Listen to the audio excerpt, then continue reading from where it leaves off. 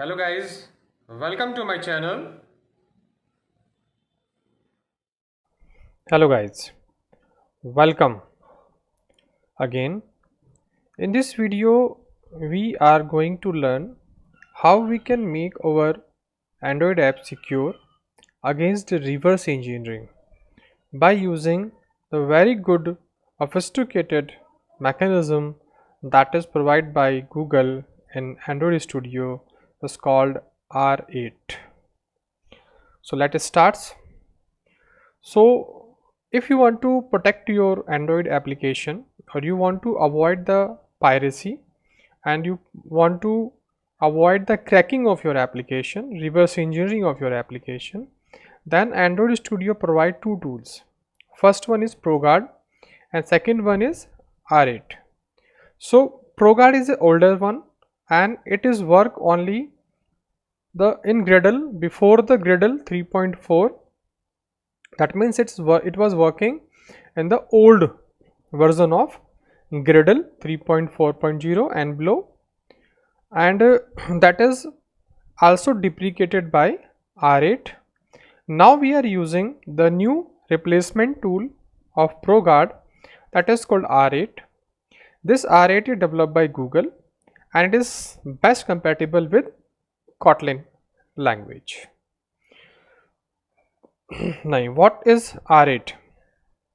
So R8 is a tool for optimizing your app for following mechanism. That first is it convert over Java bytecode into the optimized DEXA code. So it convert the code into optimized code and remove the unwanted classes, functions and fields. Minimize the code means it reduce the size of the APK also. Remove the unused resources. Optimize the code itself. Obfuscate your code. Obfuscate means it protect your classes and your coding against the reverse engineering, and it also use the rules of ProGuard. So it is the enhancement of ProGuard. Now comparison of R8 with the ProGuard. So R8 is used by default using Gradle plugin above 3.4.0 or more, and before 3.4.0 we use the ProGuard. So R8 use ProGuard rules.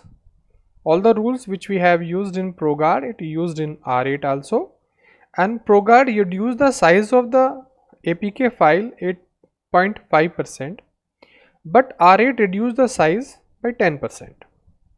R8 is more compatible with Kotlin language, and R8 is give better output than ProGuard, and it give the reduced sizing and better performance of the APK.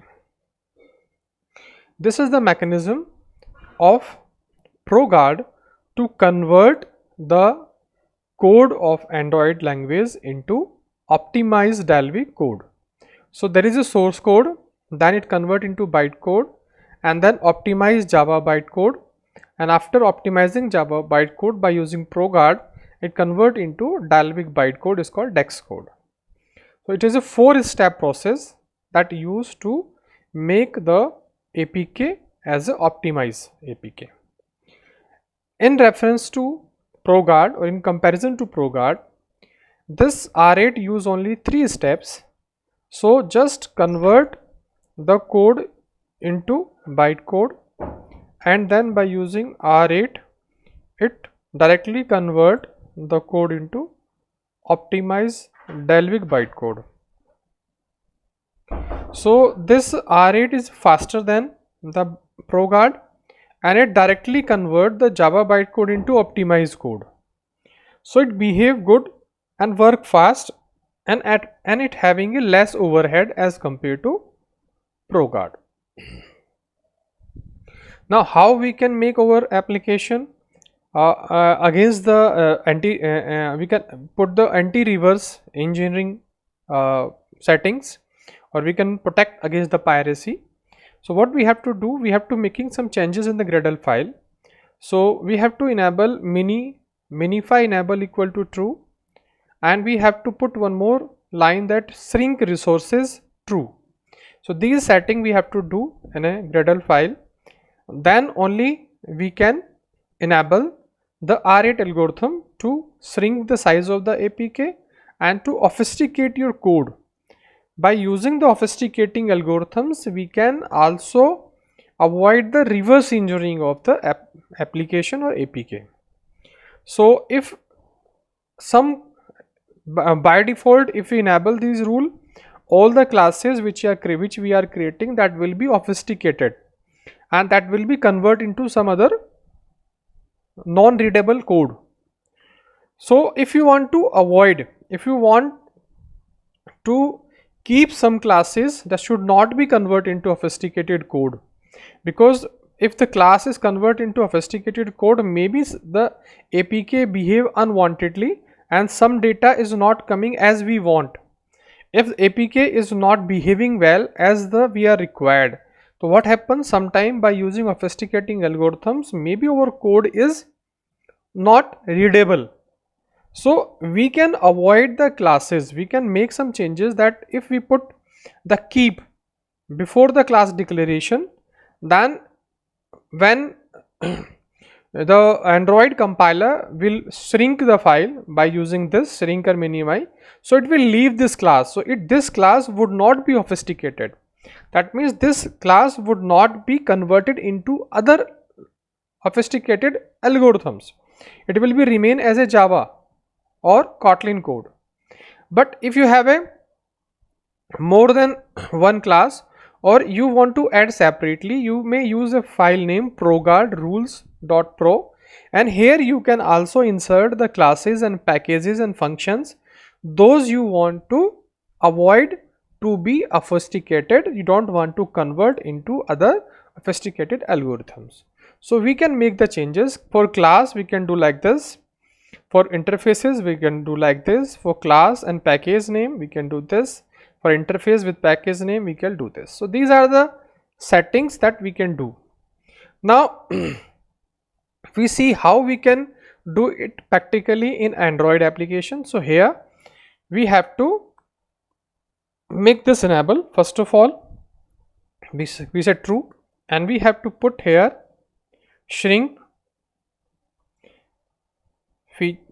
resources true, like this. So these are the two settings which we have to put. First one is minimize enable true and shrink resources true, that we have to do. Then we have to apply sync now. Done. So by this way we have done. But if suppose I want to avoid this class, I want this class should not be obfuscated, then I can write keep just in front of this class, and this class will automatically be avoided from the obfuscated algorithm, because these my class for room API. So I want these interface, these classes should not be converted into other obfuscated algorithm, should be remain the same. So we just obfuscate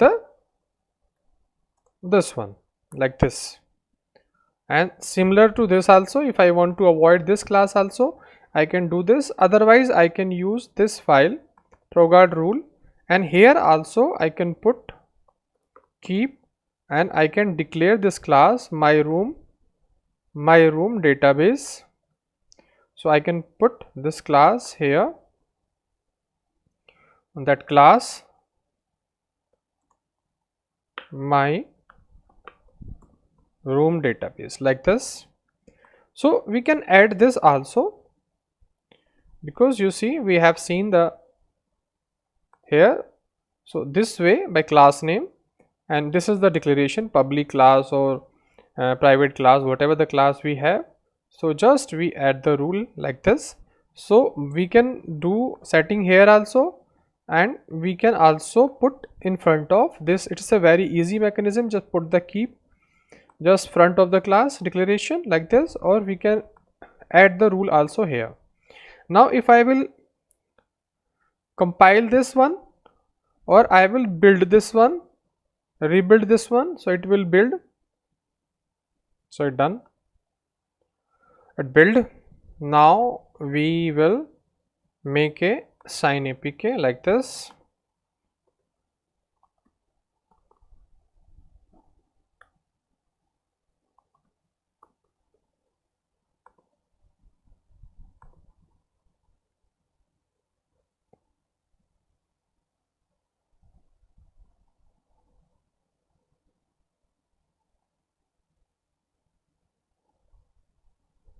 You see that to convert it and go there, APK folder, and here in the release folder we have a APK that is only 941 KB, and if I go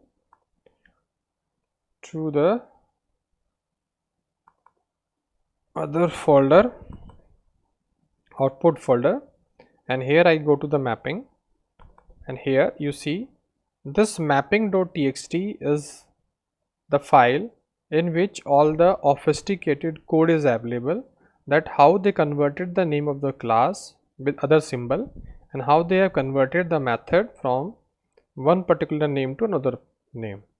So they are saying that they have converted this into on focus change, this into on focus change, this into on window change. So they have changes the name, they have changed this particular variable to F, this variable to A, this variable to E.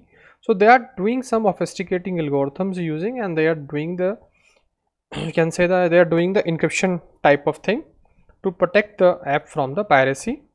So we use this when we upload it on Google Play Store, and by this way we can obfuscate the code, we can reduce the code, and we can make our application anti-piracy, and we can stop the reverse engineering against our Android application. So that's all in this video. See you in future for more videos. Till then, bye.